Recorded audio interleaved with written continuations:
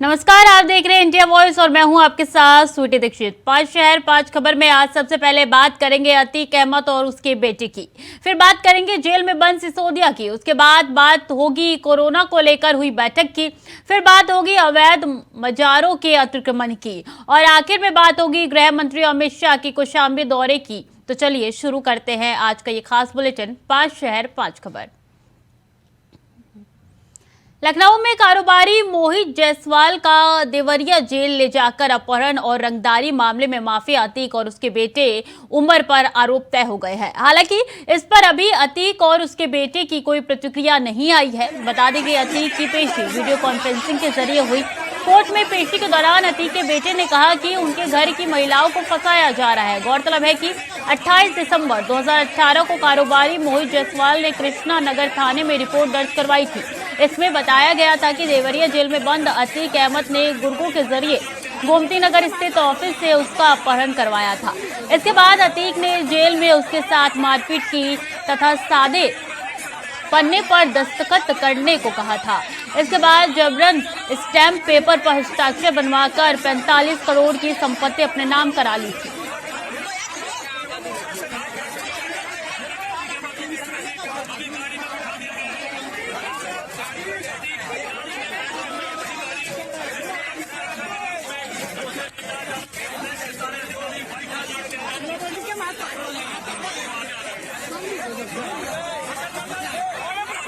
तो अपहरण और रंगदारी के मामले में बता दें अतीक अहमद और उसके बेटे पे आरोप तय हो चुके हैं और इसके साथ कुछ ही दिनों बाद जो है सजा का ऐलान भी होगा। तो जानकारी दे रहे हैं कि आपको कारोबारी का अपहरण कर और जेल में ले जाकर उसकी पिटाई करना, ये सब आरोप जो है अतीक अहमद और उसके बेटे के ऊपर आरोप सिद्ध हो चुके हैं और पिटाई कांड में अतीक अहमद पर आरोप तय हो चुके हैं। अतीक अहमद की पेशी वीडियो कॉन्फ्रेंसिंग के जरिए की गई थी। शोएब रिजवी ज्यादा जानकारी के साथ जुड़ चुके हैं हमारे साथ। शोएब, देखिए आरोप सिद्ध हो चुके हैं, सजा का ऐलान कब होगा? देखिए अभी ये कानून प्रक्रिया फिलहाल अभी सिर्फ आरोप तय हुए हैं और अब इसके बाद अगर ट्रायल शुरू होगी, यानी ट्रायल में तमाम जो साक्ष्य वो रखे जाएंगे, उस पर दोनों पक्षों की तरफ से जो गवाह है वो पेश होंगे, एक शुरुआत हो जाएगी। अभी फिलहाल इसके लिए जो आरोप जो तय हुए हैं उसके बाद जो कानूनी प्रक्रिया है, जिन धाराओं में उस पर आरोप लगे थे उस पर एक तरह से ट्रायल शुरू होगा और ट्रायल में जो एक कानूनी प्रक्रिया है वो पूरी शुरू की जाएगी, जिसमें न सिर्फ दोनों तरफ से जो तथ्य है वो रखे जाएंगे, साक्ष्य है दोनों पक्षों के जो वकील हैं वो रखेंगे, उस पर जो इस पूरे मामले में एविडेंस या गवाह होंगे उनको पेश किया जाएगा। उस पूरी प्रक्रिया के बाद फिर ये तय होगा कि इस पूरे मामले में वो दोषी हैं या नहीं है। ये अभी एक तरह से कह सकते हैं कि अभी फिलहाल जो ये कांड हुआ था इन पर आज आरोप तय हो गया है। अहमद और इसके बेटे उमर पर इन पर के गंभीर आरोप लगा था।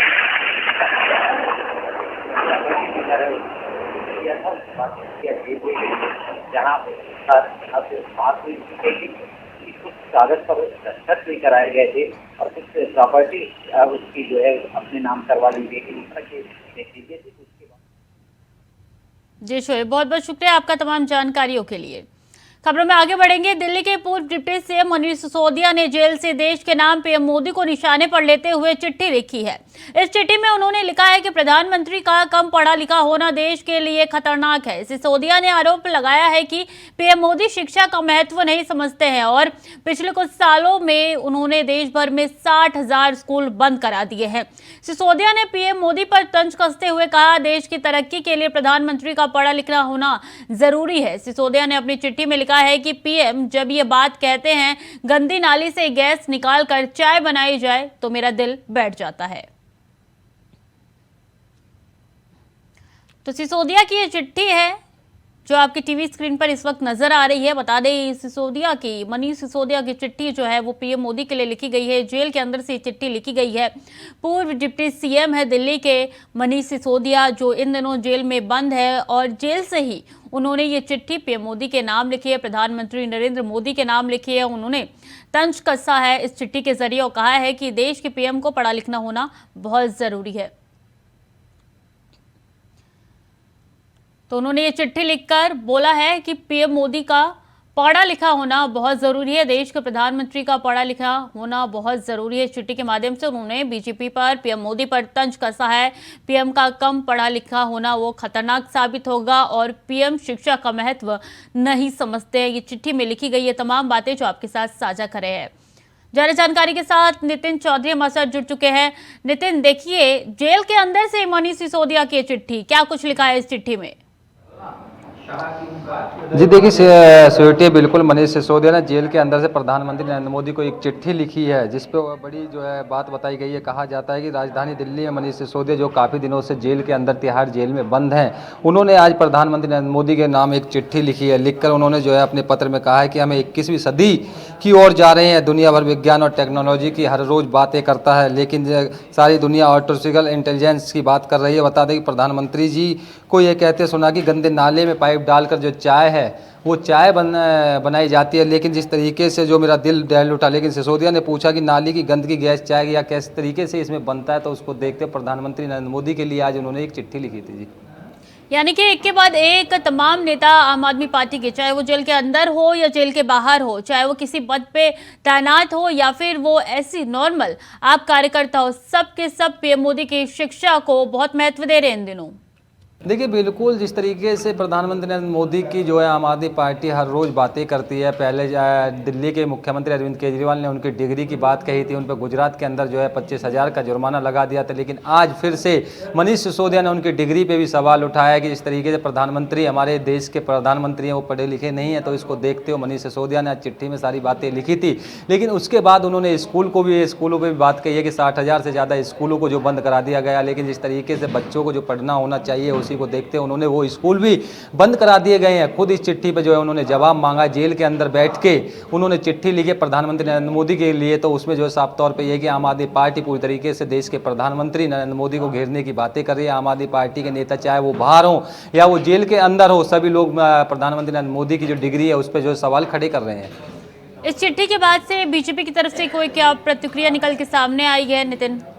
देखिए, बिल्कुल जिस तरीके से प्रधानमंत्री के खिलाफ आज चिट्ठी लिखी गई थी, चिट्ठी में साफ तौर पर जो है उनकी डिग्री की बात कही गई है, टेक्नोलॉजी की जो बात कही है कि हमारा देश जो है आगे बढ़ रहा है। तो उसको देखते हुए गंदी नाली की जो पाइपलाइन में जो डाली जाती है उसमें चाय भी बनाई जाती है। लेकिन उसके बाद भारतीय जनता पार्टी की बात की जाए तो भारतीय जनता पार्टी की तरफ से जो पक्ष रखा गया कि इस तरीके की जो गंदगी की जो सरकार है, उस सरकार पर पहले जो है इनको जो है चाहे उसके आयोग की तरफ से बोले, ईडी के जो छापे चल रहे हैं, आम आदमी पार्टी तो पूरी तरीके से हल्ला बोल रही है। लेकिन भारतीय जनता पार्टी ने साफ तौर पे कहा कि भारतीय आम आदमी पार्टी पूरी तरीके से बौखलाई हुई है। भारतीय जनता पार्टी ये आरोप लगा रही है आम आदमी पार्टी पे, इस तरीके की जो घटनाओं को अंजाम दे रहे हैं आम आदमी पार्टी के जो नेता हैं, वो आखिरकार देश के प्रधानमंत्री नरेंद्र मोदी से सीधा सवाल पूछ रहे हैं। और कहा जा रहा है कि पहले उनकी जो डिग्री है वो डिग्री देखी जाए, लेकिन उसके बाद जो भ्रष्ट लोग हैं वो आम आदमी पार्टी के अंदर है, चाहे मनीष सिसोदिया हो, सत्येंद्र जैन हो, उसको देखते हुए आम आदमी पार्टी पे आज भारतीय जनता पार्टी निशाना साधते हुए नजर आ रही है। पहले अरविंद केजरीवाल पे साधा था कि जिस तरीके से भ्रष्ट लोग आम आदमी पार्टी के अंदर बड़े हुए, आम आदमी पार्टी उन लोगों का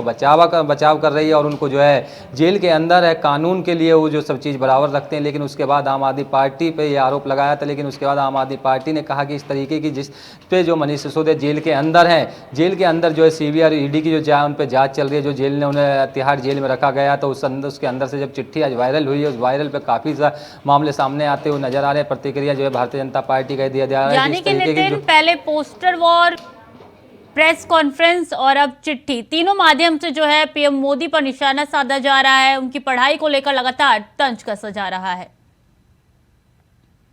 पार्टी ने पोस्टर बार, भारतीय जनता पार्टी का पोस्टर बार पे घमासान मच रहा था, उसको देखते हुए भारतीय जनता पार्टी ने कुल दिल्ली के मुख्यमंत्री के खिलाफ पोस्टर छपवाए थे। उसमें साफ तौर पे लिखा था कि दिल्ली को बचाना है तो दिल्ली के सीएम को हटाना पड़ेगा। लेकिन उसके बाद प्रधानमंत्री के खिलाफ जो पोस्टर लगाए गए थे, उन पोस्टरों पर भी जो घमासान देखता हुआ नजर मिला था। लेकिन उसमें साफ तौर पर यही लिखा गया था देश के प्रधानमंत्री को हटाओ, देश बचाना हो तो इस प्रधानमंत्री को हटाया जाए। लेकिन उसी के बाद से जो घमासान है वो काफ़ी मचा हुआ है। तो तमाम राजनीतिक पार्टियाँ इस पर जो है रोटियाँ सेकती हुई नजर आ रही है। चाहे आम आदमी पार्टी की बात की जाए तो आम आदमी पार्टी के लिए भी भारतीय जनता पार्टी के लोगों ने कहा है, जो नेता हैं उन्होंने कहा है कि इस तरीके जो भ्रष्ट लोग हैं, जो भ्रष्टाचार के में डूबती हुई आम आदमी पार्टी है, उसको जो पूरी तरीके से जो है अच्छी तरीके से नजर नहीं आ रही है। उसी पे जो है बात कर तमाम मुद्दे को देखते हुए आज आम आदमी पार्टी पे भी निशाना साधा गया है। जी, बहुत बहुत धन्यवाद नितिन तमाम जानकारियों के लिए। और देश में कई महीनों के बाद कोरोना के मामलों में इजाफा हो रहा है। कोरोना मामलों की इसी बढ़ती रफ्तार को देखते हुए केंद्र सरकार एक्शन मोड में आ गई है। इसके चलते केंद्रीय स्वास्थ्य मंत्री मनसुख मांडविया ने शुक्रवार को सभी राज्य और केंद्र शासित प्रदेशों के स्वास्थ्य मंत्रियों के साथ समीक्षा बैठक की। बैठक में केंद्रीय स्वास्थ्य मंत्री मनसुख मांडविया ने देश में बढ़ते जा रहे कोरोना केसों को लेकर चिंता जाहिर की है। इस दौरान कोविड टेस्टिंग और जीनोम सीक्वेंसिंग के साथ कोविड नियमों के पालन का प्रसार बढ़ाने की भी बात कही है और कहा है कि हमें सतर्क रहना है और अनावश्यक भय नहीं फैलाना है।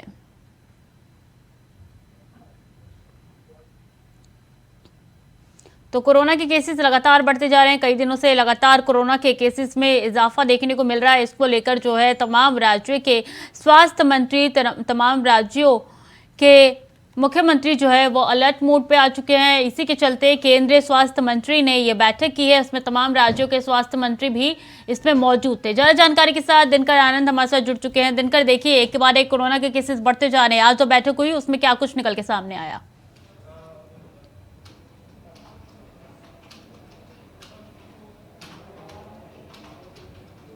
दिनकर, आपको मेरी आवाज आ रही है? जी स्वीटी, आपको बता दें कि आज केंद्रीय स्वास्थ्य मंत्री मनसुख मंडाविया के नेतृत्व में आज कोरोना को लेकर बैठक की गई। बैठक में सभी राज्यों के स्वास्थ्य मंत्री शामिल हुए। आपको बता दें कि इस बैठक में सबसे पहले मनसुख मंडाविया ने कहा कि किसी भी तरह की भ्रम की स्थिति जनता के बीच पैदा ना हो, इसकी कोशिशें आप करें, भ्रम को फैलने से रोकें। क्योंकि कोविड अगर बढ़ रहा है, उसके मामले बढ़ रहे हैं, तो उसके प्रति हम लोग ध्यान रख रहे हैं।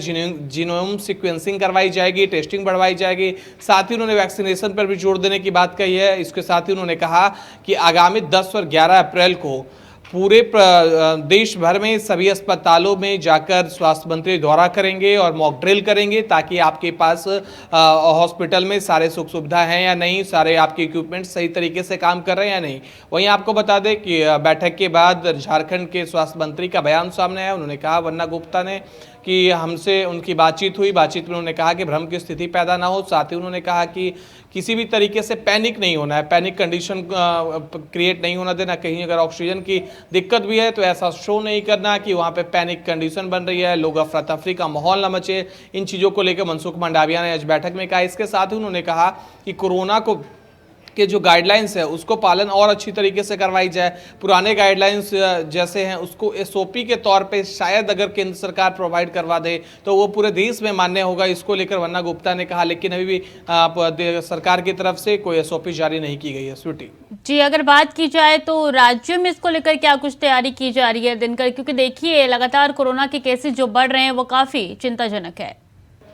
स्वीटी, आपको बता दें आज उत्तर प्रदेश के लखनऊ में आज पहला मौत का मामला सामने आया काफ़ी दिनों बाद। इससे पहले कोरोना के मामले शांत हो चुके थे। वहीं अभी लगातार राष्ट्रीय राजधानी दिल्ली, मुंबई, हर जगह पे कोरोना के मामले लगातार बढ़ रहे हैं। इसको लेकर सभी राज्य सरकार इसको लेकर काफ़ी सतर्क है और जीनोम सीक्वेंसिंग करवा रही है, टेस्टिंग बढ़वा रही है। अब घर घर जाकर टेस्टिंग की जाएगी। इसके साथ ही अब हमने 3 फेज कोरोना का क्रॉस कर लिया है, तो एक एक्सपीरियंस भी हमारे डॉक्टरों के पास है, हमारे स्वास्थ्य मंत्रालय के पास है और जितने भी स्वास्थ्य अधिकारी हैं सबके पास है। तो वो उस तरीके से हैंडल करने के लिए आपसी सहयोग की भी मदद चाह रहे हैं कि लोगों का भी सहयोग हो, लोग भी 2 गज दूरी, मास्क की जरूरी का पालन करें। उसके साथ ही सोशल डिस्टेंसिंग का पालन एक बार फिर से शायद लागू हो सकता है। स्वीटी, बात की जाए तो पिछले 24 घंटे में कौन सा ऐसा राज्य है जहां से सबसे ज्यादा केस जो है निकल के सामने आया है दिनकर?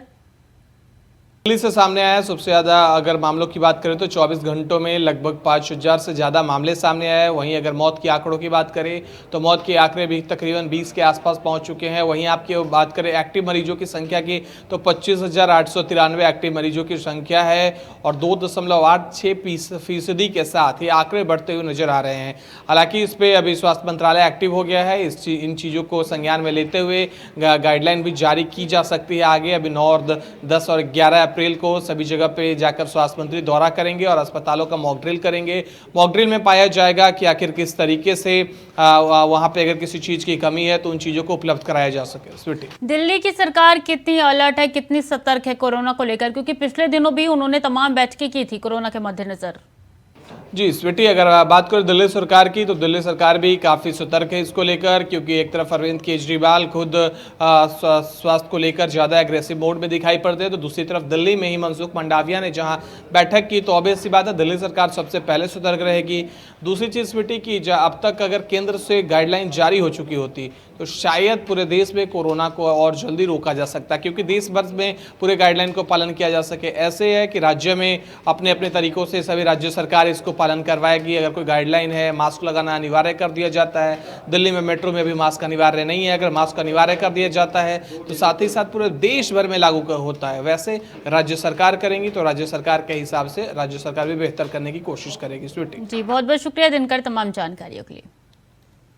और सरकारी भूमि पर अवैध मजारों के अतिक्रमण पर उत्तराखंड के मुख्यमंत्री पुष्कर सिंह धामी ने कहा है कि जो भी सरकारी भूमि पर अवैध अतिक्रमण होगा या तो वो खुद हटा ले, नहीं तो सरकार उनको हटाएगी। दरअसल उत्तराखंड सरकार पिछले कुछ समय से अवैध मजारों के खिलाफ एक अभियान चलाए हुए है, क्योंकि उत्तराखंड के फॉरेस्ट या फिर कोई पीडब्ल्यूडी राजस्व पर फिर सिंचाई की भूमि पर अवैध तरीके से मज़ारें बनाई गई है। यही वजह है कि सरकार ने अब तक 102 मज़ारों को तोड़ा है, जो गलत तरीके से सरकारी भूमि का अतिक्रमण करके बनाई गई है। इसके अलावा वन विभाग, सिंचाई, पीडब्ल्यूडी और राजस्व विभाग को यह निर्देश है कि इस बात की जांच करे कि उनकी सरकारी भूमि पर इस तरीके की कितनी अवैध मज़ारें बनाई गई है।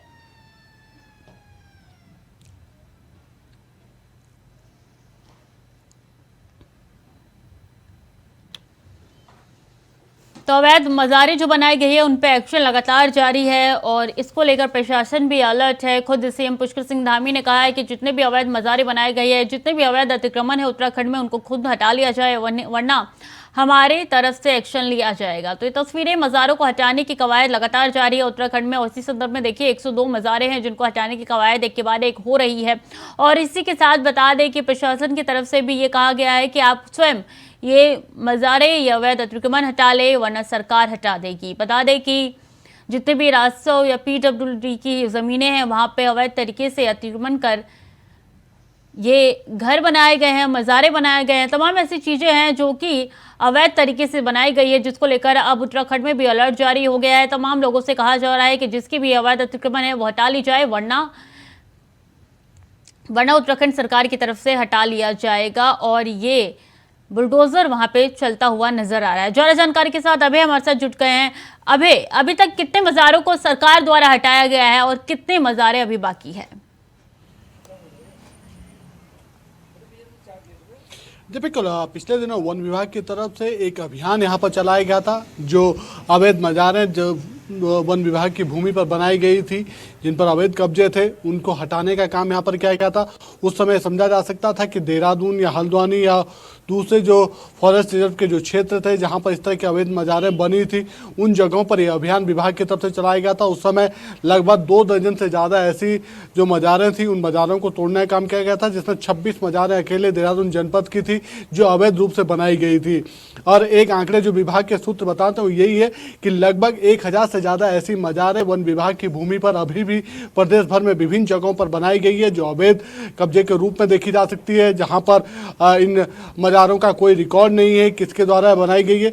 उन सब चीज़ों को लेकर एक बृहद अभियान चलाने की वन विभाग की तरफ से एक रणनीति बनाई जा रही है, ताकि उन मज़ारों को भी तोड़ा जा सके। क्योंकि लगातार जिस प्रकार से इन अवैध मज़ारों के नाम पर वन विभाग की भूमि या राजस्व भूमि को कब्जाने का काम किया जा रहा है, वो उत्तराखंड की जो शांतिप्रिय जो संस्कृति है, उस संस्कृति के हिसाब से सही नहीं बैठती है। यहाँ पर उस एक व्यक्ति समुदाय के या विशेष समुदाय की तरफ से जो जनसंख्या बढ़ावा का इशारा यहाँ पर मिल रहा है, जिसकी शिकायतें लगातार सरकार को प्राप्त हो रही है, उस दिशा में ये भी एक बड़ी पहल यहाँ पर कही जा सकती है कि एक बड़ी आशंका इस बात को लेकर है कि जो ये अवैध मज़ारें या दूसरी तरफ से जो अवैध कब्जे यहाँ पर हो रहे हैं लैंड ज़राअत के नाम पर, वो सब इस बात का प्रमाण है। तो उसके खिलाफ एक सरकार के स्तर पर बृहद अभियान चलाने की स्वीकृति का इंतजार है, जिस पर वन विभाग ने अपनी रिपोर्ट तैयार कर ली। अब जल्द ही सरकार की तरफ से जैसे ही अनुमति यहाँ पर मिलती है, ऐसी अवैध मज़ारों को तोड़ने का काम प्रशासन की तरफ से यहाँ पर किया जाएगा। जी, यानी कि जो भी ऐसे अवैध अतिक्रमण और अवैध तरीके से जो भी घर बना के, मज़ार बना के जो भी रह रहे हैं, उनकी अब खैर नहीं है, क्योंकि उत्तराखंड सरकार अब अलर्ट मोड पे आ चुकी है। अभय, जी बिल्कुल, मुख्यमंत्री पुष्कर सिंह धामी ने आज कुमाऊं दौरे के दौरान साफ तौर पर ऐसे लोगों को चेतावनी देते हुए कहा जिनकी तरफ से इस तरह की अवैध मजारें या लैंड जिहाद के नाम पर सरकारी भूमि को कब्जाने का काम यहां पर किया जा रहा है, उन लोगों को स्वयं एक चेतावनी देते हुए मुख्यमंत्री ने कहा कि वो लोग स्वयं से इस तरह के जो उनकी तरफ से किए गए कब्जे यहाँ पर किए गए, उन कब्जों को हटा दिया जाए, नहीं तो फिर प्रशासन की अपनी कार्रवाई होगी और उसका खामियाजा उन लोगों को भुगतना पड़ेगा जिनकी तरफ से इसे बनाने का काम यहाँ पर किया गया। तो ये समझा जा सकता है कि सरकार ने साफ तौर पर एक चेतावनी देते हुए कहा कि समय रहते अगर ऐसे लोग स्वयं से कोई कार्रवाई नहीं करते हैं उन कब्जों के खिलाफ तो फिर सरकार की बृहद कार्रवाई होगी और ऐसे में जो लोग उस कब्जे के पीछे हैं या उसके लिए जिम्मेदार हैं उनके खिलाफ भी कानूनी कार्रवाई यहाँ पर की जाएगी। तो ये कहा जा सकता है कि सरकार का स्पष्ट संदेश है, अब देखना यह होगा कि विभागीय स्तर पर उसका किस प्रकार से इम्प्लीमेंट होता है और जो ये अवैध मजारें पूरे प्रदेश भर में बनाई जा रही है वन विभाग की भूमि पर उसे किस प्रकार से तोड़ा जाता है। जी अभी बहुत बहुत शुक्रिया आपका तमाम जानकारियों के लिए। और केंद्रीय गृह मंत्री अमित शाह और उत्तर प्रदेश के मुख्यमंत्री योगी आदित्यनाथ कौशाम्बी पहुंचे, जहां उन्होंने कौशाम्बी महोत्सव का उद्घाटन किया। इस दौरान अमित शाह ने एक बार फिर 300 सीटों से पार का नारा दिया। उन्होंने दावा किया है कि पीएम नरेंद्र मोदी के नेतृत्व में 2024 में फिर से सरकार बनने जा रही है। अमित शाह ने कहा कि जितनी बार सोनिया गांधी, राहुल गांधी या किसी और ने पीएम मोदी को गाली दी है तो जनता ने इन गालियों के कीचड़ में कमल को और मजबूत करके खिलाया है। ये कहते हैं कि लोकतंत्र खतरे में है। लोकतंत्र खतरे में नहीं है बल्कि आपका परिवार खतरे में है। इसके अलावा अमित शाह ने खुली चुनौती देते हुए कहा कि मैदान तुम तय कर लो, देश में कहीं भी बीजेपी के कार्यकर्ता दो हाथ करने को तैयार है।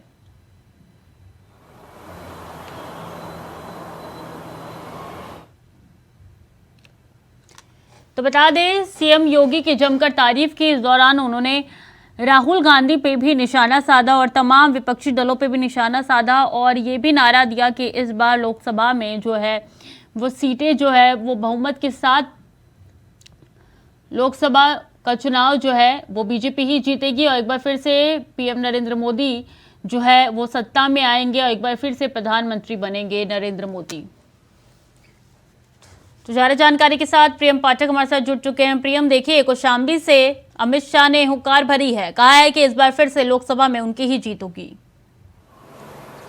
बिल्कुल कह सकते हैं लोकसभा चुनाव 2024 को लेकर बिगुल जो है वो बच चुका है और उसकी शुरुआत कहीं ना कहीं यूपी से हुई है।